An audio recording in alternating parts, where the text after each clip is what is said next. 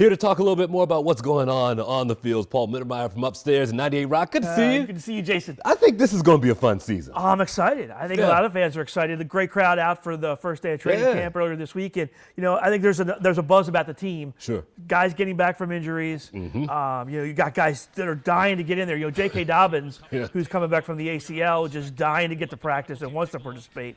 So, there's a lot of excitement around this team. Yeah, and the backfield's almost like a three-headed monster, and then you start to lose monsters. You use J.K., then you use Gus. Gus is supposed to come back in week 1. Do you think they'll be back to full strength? I think it'll be a process. Okay. Maybe J.K. a little bit faster than Gus. Obviously, Coach Harbaugh talked about Gus being questionable for week 1. Yeah. But it'll definitely be a process. And the biggest guy, though, is Lamar. Yeah. And, he's there. Contract or no contract, I think he's Right. ready to play, and he's ready to have a big season. When you look at his body type and the way he's changed and how big he's gotten, it's exciting about what this offense can do. So not only will he juke you, he'll run you over, it looks like this year. He looks like a big dude right now. Oh, yeah. Tell me about, he's got a lot of grief over the last couple of weeks, and I don't know what people want of him.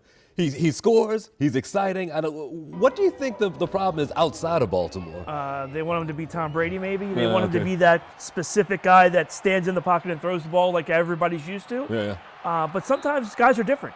And I respect Lamar in that he's doing his own thing, and he does it his own way. Sure. And still finds a way to get it done. And I think give the Ravens credit for being able to do that as an offense, find a different way to do it, and have teams struggle to try to stop you doing that. Sure.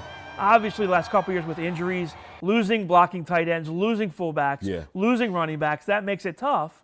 But I think they're trying to get back to that identity this year of running it down your throat, going, you know what we're going to do, but you still can't stop So go ahead and stop it, right? Right, exactly. You look at the draft this year, and it's familiar with a lot of the drafts the Ravens have had.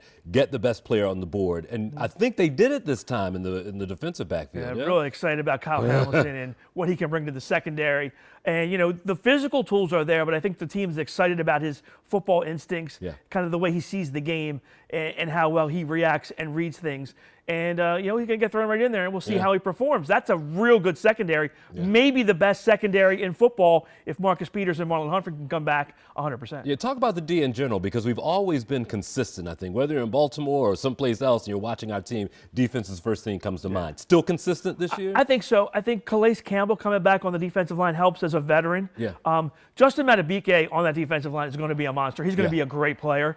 And then Patrick Queen, the big question mark. His third season, can he continue to grow as a linebacker and continue to make plays? And, of course, Odafe Owe on that outside, hoping he can develop and become that huge pass rusher they're looking for. What do you think of our division? Looks a little different. No Big Ben there. They changed a quarterback in Cleveland. I mean, things look okay for us right now. Well, it's crazy. The Bengals, hats off to them for the year they had last year. Yes. But guess what happens the year after that? You become the hunted, not the hunter. Now everybody's gunning for you because you went to the Super Bowl. That's a challenge for them.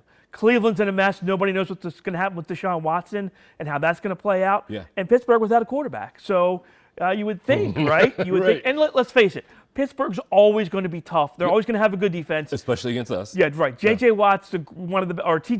Watt's the best player in football. So, they're going to bring it. But, I think it's there for the Ravens, and they could have a big season. I was going to say, I won't make you make a prediction. But I think that where we ended last year, I think that's going to look different this year. I think so. I think you could comfortably say they'll be better than what their record was last year.